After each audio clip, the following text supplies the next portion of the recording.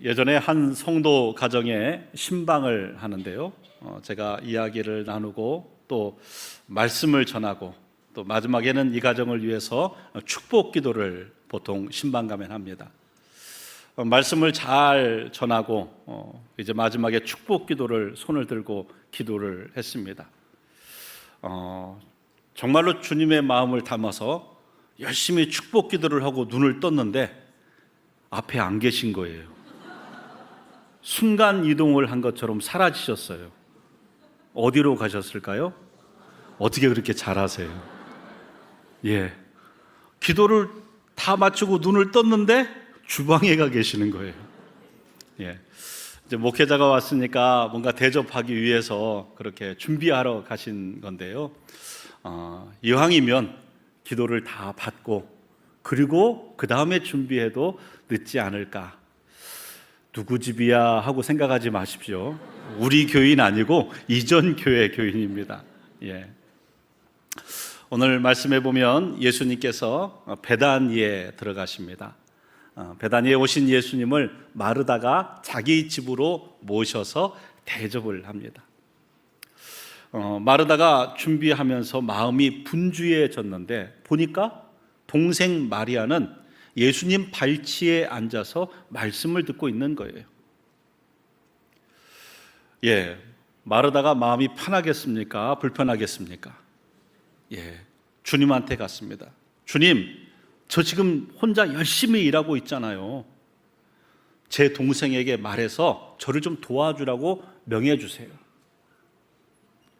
이 말을 잘 곱씹어 보면 마르다의 마음이 그 말 안에 담겨져 있습니다. 마리아한테는 직접 얘기 않지만 야, 언니가 일하는데 너 지금 여기 앉아 있어? 이런 의미도 있을 테고요. 주님, 내가 열심히 일하는데 마르다한테 왜 아무 말도 안 하세요? 라고 하는 의미도 들어있고요. 그리고 사람들에게 내가 지금 이렇게 열심히 일하고 있습니다 라는 보여주고자 하는 마음도 들어있는 것 같습니다. 주님께서는 마르다에게 마르다야, 마르다야, 아주 따뜻한 음성으로 저를 부르시는 거예요. 마르다야, 마르다야, 내가 많은 일로 염려하고 근심하는구나. 일단 섬기고자 하는 마르다의 마음을 기쁘게도 보셨고요. 또 마르다의 사정을 이해를 해 주십니다. 그렇지요. 여러분 집에 누가 손님이 오면 야, 방 청소는 잘 되었는가 하는 그런 생각도 있죠. 음식을 뭐를 준비해야지 하는 고민도 있죠. 이거 드실까 안 드실까 하는 생각도 있고 자리는 또 어떻게 앉힐까 여러 가지가 많은 일로 근심하고 걱정도 될 겁니다. 그 다음에 주님께서 이렇게 말씀하십니다. 몇 가지만 하든지 혹 한 가지라도 족하니라. 마리아는 좋은 편을 택하였으니 이것을 빼앗기지 아니하리라. 네가 많은 걸 하려다가 중요한 걸 놓치고 있고 마리아는 중요한 걸 붙잡고 있다. 그리고 그 중요한 것을 마리아가 빼앗기지 않도록 내가 할 것이다 라고 말씀해 주신 겁니다.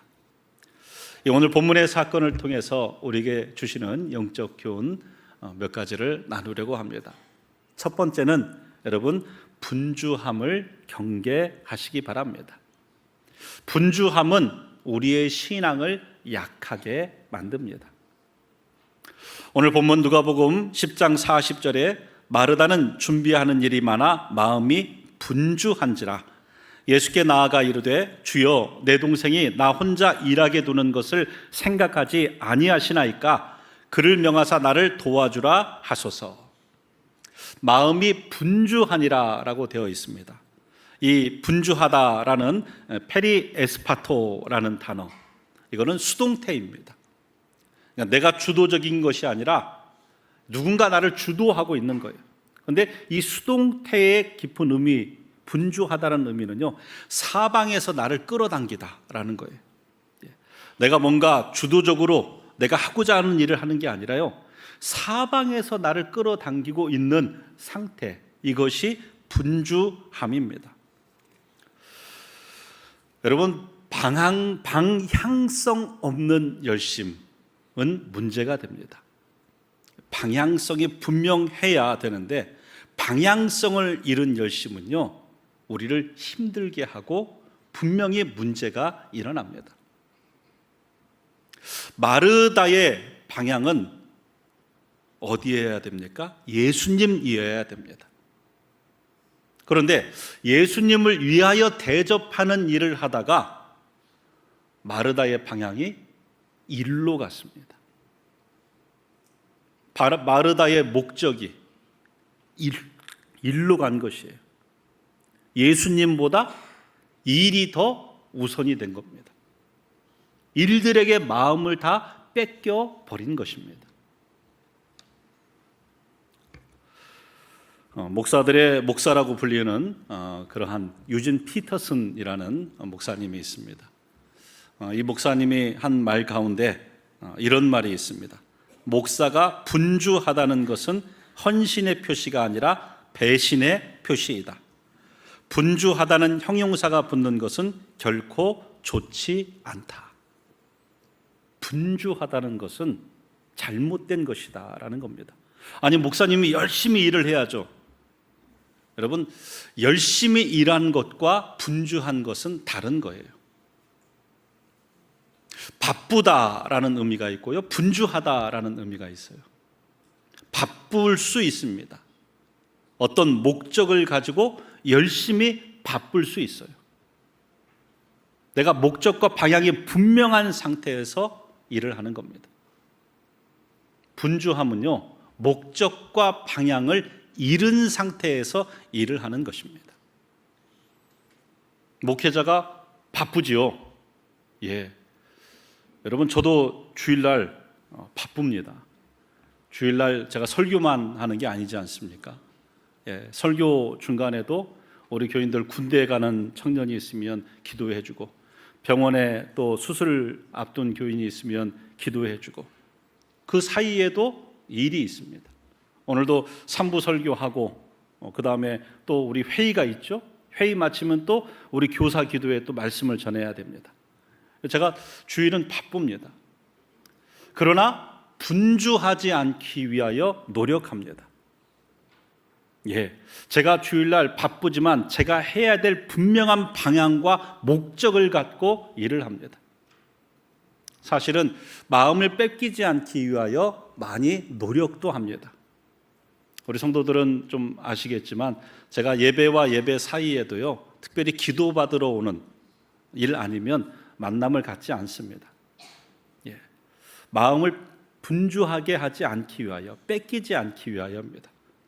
목사님 예배 중간에도 이렇게 교육부도 돌아보시고, 또 성도들 일찍 오면 커피 마시는 성도도 돌아보시고, 여기도 좀 찾아주시고, 그렇게 하지 않습니다. 그렇게 하면 제 마음이 분주해집니다.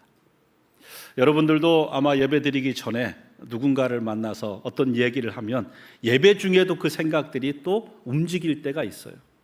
저는 설교를 해야 되는 목사예요. 여러분들에게 준비된 말씀을 잘 전달하기 위하여 집중해야 됩니다.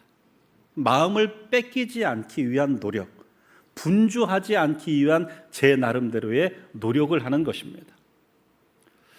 저만이 아닙니다. 여러분들도 분주하지 않기 위하여 노력을 하셔야만 됩니다. 주일에 교회에 오시면 봉사도 있고 모임도 있습니다. 그러나 봉사와 모임에 마음이 뺏겨서 예배를 제대로 드릴 수 없다면 그것은 문제입니다. 봉사를 하다가 예배를 소홀하게 된다면, 여러분, 봉사는 예배를 잘하기 위하여 같이 섬기는 건데, 봉사가 주가 되고 예배가 객이 되면 문제가 있는 것입니다. 우리가 목적과 방향을 분명히 하고 열심히 하며 바쁠 수는 있습니다. 그러나 목적과 방향을 잃고 열심을 내는 것, 이것은 큰 문제가 됩니다. 그러지 않습니까? 여러분, 여기서 서울로 가야 되는데요, 열심히 서울로 가면 되는데 방향을 부산으로 잡고 열심히 달리면요, 돌아오기 힘듭니다. 바쁘다는 것은 목적과 방향이 있고 열심을 내면 되는 겁니다. 그러나 분주함은 다릅니다. 말씀 안에 나의 영적 상태, 나의 삶의 상태를 점검해야 돼요. 분주할 때가 있습니다. 사단은요, 우리를 죄를 짓게 하여 하나님을 멀리하게도 하지만 우리를 분주하게 하여 예수님과 거리를 두게 만들 수 있습니다. 그러면 이 분주함을 우리가 어떻게 벗어나야 할까요? 그건 집중력이죠. 가장 집중할 수 있는 방법은 기도인 줄 믿으시기 바랍니다. 기도입니다. 오늘 본문의 말씀 마르다와 마리아 사건 이후, 그러니까 누가복음 10장 마지막 사건 이후에 12장 첫째 절에 보면 11장 첫째 절에 보면 이렇게 얘기합니다. 예수께서 한 곳에서 기도하셨다. 예수님의 기도하시는 모습이 나와요. 여러분, 예수님은 한 곳에서도 기도하셨고 새벽 미명에도 기도하셨고 습관을 따라 기도하셨고 또 십자가를 앞두고 겟세마네 동산에서도 기도하셨습니다. 기도를 통해서 하나님께 집중하신 거예요. 목적과 방향, 내가 이 땅에 온 목적과 방향에 흔들림 없이 일하신 것입니다. 예수님의 공생애는 대략 3년 6개월입니다. 아주 짧은 기간 정말 많은 일을 하셔야만 됩니다. 그 일을 효과적으로 감당할 수 있었던 것은 예수님께서 기도하셨기 때문입니다. 기도 안에 하나님께 집중하고 사역에 집중하고 또 기도 안에서 하나님께서 일들을 질서 있게 체계적으로 잘 감당할 수 있도록 지혜와 능력을 더하여 주셨습니다. 우리가 잘 아는 종교개혁자 마틴 루터라는 사람이 있습니다. 이 마틴 루터, 종교개혁을 위하여 굉장히 바삐 움직였습니다. 바삐 움직이면서 그가 한 말이 있습니다. 나는 요즘 너무 바쁘다. 그래서 기도 시간을 더 늘려야만 한다. 너무 바쁘기 때문에 더 기도 시간을 늘려야 된다. 왜냐하면 바쁘다 자칫 분주해지거든요. 목적과 방향을 상실하거든요.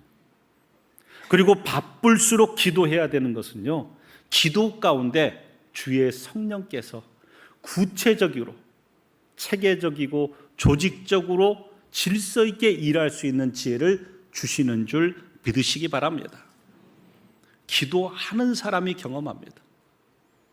저는 목사로서요, 물론 시간이 있을 때 설교를 준비하며 말씀을 연구하는 일도 하지만 때로는 교회 일들이 바쁘게 진행될 때 있습니다. 그때 기도합니다. 기도하면요, 여러분 해보셔야 알아요. 정말 성령께서 구체적으로 일할 수 있는 지혜를 주십니다. 이거를 잘 정돈해서 체계적으로 일할 수 있도록 도와주십니다. 사도행전 6장에 보면 이 초대교회, 예루살렘 교회에 문제가 발생이 됩니다. 과부의 구제에 관한 문제인데요, 예루살렘 교회에 큰 두 개의 구성원이 있어요. 하나는 히브리파 유대인들입니다. 그러니까 이 유대 땅에서 태어나서 자라서 유대 땅에만 살고 있는 사람들.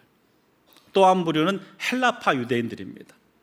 디아스포라 유대인들, 저와 같이 해외에 살다가 다시 돌아온 그러한 유대인들이에요. 크게는 이 두 그룹이 있는데 이 두 그룹에 있는 과부들의 구제에 있어서 헬라파 유대인 과부들이 항상 구제에 빠지는 거예요. 그러니까 구제할 음식이 부족하면 먼저 히브리파를 주고 헬라파를 안 주는 거예요. 이 문제로 교회 안에 큰 분쟁이 발생될 소지가 있었습니다. 많은 것으로 염려하고 금심할 만한 일이었습니다. 그런데 사도들이 어떻게 합니까? 이 일을 성령 안에서 지혜롭게 행합니다. 하나님께 집중함으로 또 성령의 지혜로 이 일을 행하는데요, 사도행전 6장 2절에서 4절입니다. 12사도가 모든 제자를 불러 이르되 우리가 하나님의 말씀을 제쳐놓고 접대를 일삼는 것이 마땅하지 아니하니 형제들아, 너희 가운데서 성령과 지혜와 충만하여 칭찬받는 사람 7을 택하라. 우리가 이 일을 그들에게 맡기고 우리는 오로지 기도하는 일과 말씀 사역에 힘쓰리라 하니. 하나님께 집중한 거예요. 집중하니까 이 일은 사람을 세워서 맡기면 되는 일이다. 그리고 우리가 교회의 본질을 이 일로 인하여 많은 일로 염려하고 근심하고 마음이 분주해지지 말고 오히려 본질에 충실하는 말씀과 기도에 전무해야 된다. 은혜롭게 결정하고 이 결정 이후에 교회는 더욱더 아름답게 성장하게 됩니다. 오늘 여러분의 삶은 어떻습니까? 목적과 방향을 잃은 분주한 모습, 뭔가를 열심히는 하는데 마음의 근심과 염려만 쌓이는 모습은 아닙니까? 신앙적으로도 어떻습니까? 분주하여 마음이 빼앗겨 있는 상태 아닙니까? 여러분, 하나님께, 예수님께 집중하셔야 됩니다. 우리가 기도할 때 성령께서 우리 마음을 모으시고 예수님께 집중할 수 있는 능력을, 또 나의 삶에 체계적이고 구체적으로 질서 있게 행할 수 있는 지혜를 주실 줄 믿으시기 바랍니다. 두 번째로 볼 것은 말씀이 모든 사역보다 우선되어야 된다는 것입니다. 누가복음 10장 39절입니다. 그에게 마리아라 하는 동생이 있어 주의 발치에 앉아 그의 말씀을 듣더니. 주의 발치에 앉았다라고 되어 있는데요, 파라카데 스테이사라는 단어입니다. 이 파라카데 스테이사라는 헬라어는요, 이것도 수동태입니다. 그러니까 마리아가 내가 내 마음으로 가서 주님 발 앞에 앉은 게 아니라 주님이 앉혔다라는 거예요. 주님이 마리아 보고 마리아 이 발치에 너 앉아라, 앉혔다는 거예요. 그러니까 주님께서 이미 주님이 원하시는 것을 표현한 겁니다. 뭐냐면 내 말을 들어라, 생명의 말을 들어라, 하나님 나라 복음을 들어라 라는 것입니다.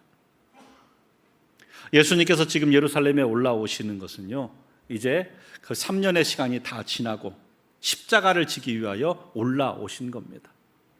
하나님 나라 복음을 전하러 이 땅에 오셨고 그 복음을 전할 수 있는 시간이 많지 않음을 아시고 이 복음 전하는 일에 예수님이 우선하고 계세요. 그러면 마르다와 마리아도 이 복음을 듣는 일이 우선되기를 주님이 원하셨던 거예요. 마르다는 그 주님의 마음을 알고 우선하여 주님 앞에 말씀을 듣고 있는 것입니다. 여러분, 그렇다고 해서 마르다가 잘못했다라고 주님이 책망한 것은 아닙니다. 예, 그러지요. 손님이 왔는데 대접하는 일도 중요합니다. 교회에 와서도 여러분 이렇게 예배를 다 드릴 수 있는 것은 봉사자들의 봉사가 헌신이 있기 때문입니다. 그것이 잘못됐다라고 얘기하시는 것은 아닙니다. 그러나 무엇이 우선인가는 우리가 잊어서는 안 됩니다. 여러분, 교회 안에 가장 위험한 사람은 어떤 사람일까요? 봉사를 안 하는 사람이 위험한 사람일까요? 아닙니다. 교회 안에 정말 위험한 사람은요, 봉사하지만 예배하지 않는 사람입니다. 헌신하지만 말씀 듣지 않는 사람입니다. 예, 하나님과의 관계가 온전하지 않은데 열심을 내서 무언가를 해요. 여러분, 그런 열심은 분명히 문제를 일으킵니다. 그리고 그 열심은 결국 누구를 위한 열심이냐? 나를 위한 열심입니다. 예수님께서 베드로에게도 그렇게 얘기하셨죠. 사단아, 내 뒤로 물러가라. 네가 하나님의 일을 생각지 않고 사람의 일을 생각하는도다. 교회에서 일해도 얼마든지 사람 일 될 수 있습니다. 하나님과의 관계가 잘못되어 있는데요, 우선되지 않는데요, 그러면 내가 하는 일은 다 나를 위한 일이 되는 것입니다. 봉사가 말씀보다 앞서면 문제됩니다. 2부 예배 가운데 우리 교사들한테도 얘기했어요. 우리 교사들이 수고하는 것 정말 중요하지만 자신을 먼저 채워야 됩니다. 아이들한테 하나님 말씀을 가르치는데 내가 말씀으로 충만하지 않으면서, 영적으로 충만하지 않으면서 가르치는 것 문제가 됩니다. 제가 토요일 날은 장례나 또 결혼을 주례나 순서를 맞지 않으면 가지 않습니다. 그것은 주일을 위한 준비에 철저하기 위함입니다. 토요일 날 이전에 그러면 주일 준비를 안 하냐? 아니요. 토요일 날 이전에, 토요일 날 되면 거의 주일 준비의 한 70, 80%는 제가 다 준비합니다. 그럼에도 불구하고 하나님께 드린 약속, 제가 목양실에서 최소 7시간은 말씀을 붙들고 기도합니다. 이미 다 준비된 말씀이어도 또 붙들고 기도하고 이 말씀을 내 삶에 적용하고, 먼저 제가 영적으로 충만해야만 이 말씀을 여러분들에게 영적으로 전달할 수 있다라고 믿기 때문입니다. 내가 충만하지 않은데 어떻게 흘려보낼 수 있습니까? 이 수도권 일대에 물을 공급하는 것이 소양강입니다. 소양강 댐에 물을 담수해 놓는 물을 틀어서 이 수도권 일대와 한강 하류 쪽에 물을 공급합니다. 하루에 330만 톤의 물이 흘러나온다고 합니다. 이 소양강 댐이 준공이 되고 1973년 10월 15일부터 물을 채웠는데요. 한 2년이면 채울 줄 알았는데 채우는 기간이 6년이 걸렸습니다. 충분히 채워지고 나서는 매일 330만 톤의 물이 흘려보내도 문제가 없습니다. 물론 가뭄 때는 조금 들고 또 비가 오면 조금 더 증가하겠지만 충분히 그것을 감당할 만큼 채워놨기 때문에 문제가 없습니다. 그런데 채우지 않고 미리 흘려보냈다면 어떻게 됐을까요? 아마 소양강이 말라버렸을 것입니다. 댐 자체가 의미가 없을 것입니다. 마찬가지입니다. 우리가 주를 위하여 봉사하려면 먼저 내가 채워져야 되는 줄 믿습니다.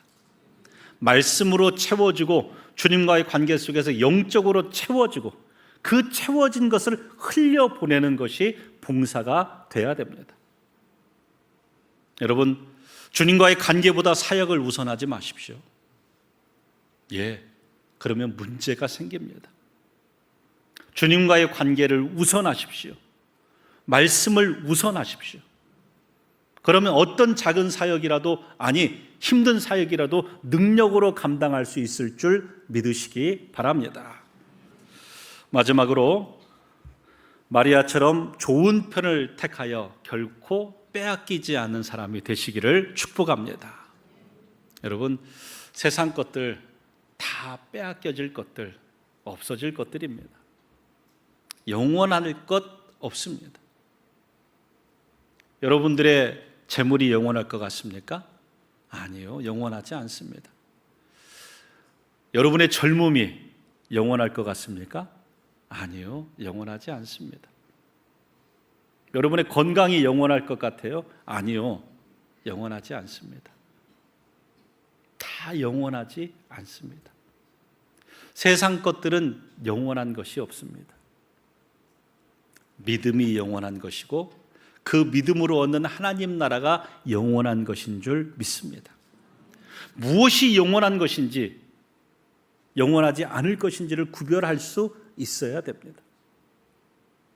많은 사람들이 영원하지 않을 것을 위하여 열심을 냅니다. 영원한 것을 등지고 살아갑니다. 1955년 미국의 5명의 젊은이 부인들과 함께 남미 에콰도르에 돌아갑니다. 이 5명의 젊은 청년들, 이 남미 에콰도르 선교를 위하여 하나님 앞에 헌신을 결단한 사람들입니다. 1년간 이 에콰도르 전역을 돌면서 가장 흉폭하다는 아우카 부족을 찾습니다. 그리고 결국 1년 만에 그들을 만납니다. 저들을 만난 그날 그들은 이 원주민들의 손에, 이 부족 사람들의 손에 창에 찔려 죽임을 당합니다. 미국에서 신문 가운데 이 무슨 허망한 일인가, 이 무슨 낭비인가 라는 제목으로 이 사건을 대서특필했습니다. 그러자 순교한 선교사님 가운데 짐 엘리엇 선교사님의 부인이 자기 남편의 일기장을 공개했습니다. 이건 낭비가 아니로 허망한 일이 아니라 우리 남편은 바로 이 일을 위하여, 영혼 구원의 일을 위하여 그곳에 간 것입니다 라고 말하면서 그 짐 엘리엇 선교사님의 일기장을 공개했는데요, 그 일기 내용 가운데 이런 내용이 있습니다. 잃어버릴 수밖에 없는 것을 내어주고 결코 잃어버리지 않을 것을 얻는 사람은 결코 어리석은 사람이 아니다. 그러니까 영원한 것을 위하여 영원하지 않을 것을 내어주는 사람은 지혜로운 사람이다 라는 겁니다. 여러분, 예수님께서도 말씀하셨습니다. 마태복음 13장에 천국의 비유, 하나님 나라의 비유입니다. 밭에 감추인 보화를 발견한 사람, 이 가치, 이 밭에 보화가 있는 이 가치를 발견한 사람, 집에 돌아가서 무엇합니까? 논도 팔고 밭도 팔고 찬양에 보면 냉장고까지 다 팝니다. 다 팔아서 이 밭을 사는 거예요. 이 밭의 가치를 아니까. 누가 물어봐도 야, 그 밭 그거 왜 사? 더 좋은 저쪽에 강남 쪽에 좋은 땅 내가 알려줄게. 아니야, 너 몰라서 그래. 가치를 발견하는 거예요. 여러분, 신앙은 가치를 발견하는 일이에요. 무슨 가치요? 영원의 가치를 발견하는 일인 줄 믿습니다. 우리가 예수 안 믿어도 부자 많고요, 예수 안 믿어도 존경받고 건강한 사람 많은데요, 왜 우리가 이 자리에 와서 예수를 믿습니까? 그건 하나님 나라 영원의 가치를 발견했기 때문인 줄 믿습니다. 이 땅의 삶은 유한하고 이 땅 이후에 영원한 삶이 시작되는데 그 영원한 하나님 나라로 가는 길은 오직 예수 그리스도밖에 없기 때문에 우리가 이 자리에 있고 예수 믿는 줄 믿습니다. 마리아는 좋은 것을 선택하였다. 그리고 그것은 빼앗기지 않을 것이다. 오늘도 우리는 좋은 것을 선택해야 됩니다. 세상에 빼앗길 것들을 선택하는 것이 아니라, 어리석은 자들은요, 하나님 나라를 팔아서 이 땅의 것을 얻을 것이 좋은 일이라고 생각합니다. 신앙을 팔고 신앙을 속여 이 땅에 무언가를 취득했다면 좋을 것으로 생각합니다. 아니요, 어리석은 일입니다. 이 땅을 팔아 하나님 나라를 사는 사람이 지혜로운 자인 줄 믿으시기 바랍니다.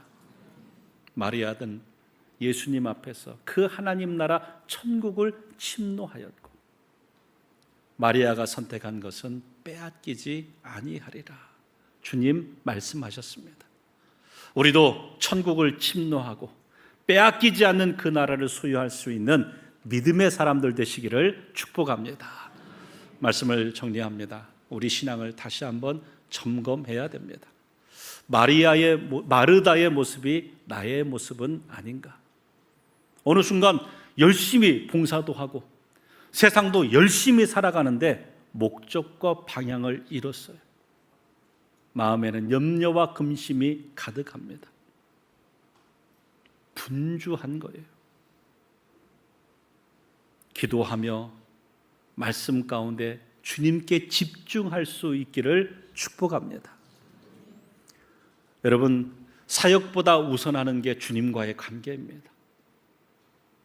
주님과의 관계 속에 영적으로 말씀으로 충만해서 흘러나오는 것이 사역이 돼야 됩니다.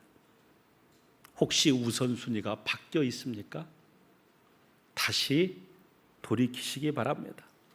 주님과의 관계, 말씀을 우선으로 붙잡고 그 능력 안에서 사역을 감당할 수 있기를 바랍니다. 마지막으로 빼앗기지 않는 것이 있습니다. 하나님 나라입니다. 내가 왜 예수 믿는가 잊지 마십시오. 예수 안 믿어도 잘 살 수 있습니다. 건강할 수 있습니다. 그러나 영원한 것이고 빼앗기지 않을 것은 예수 안에 있는 줄 믿으시기 바랍니다. 마리아처럼 좋은 것을 택하였으니 빼앗기지 아니하리라.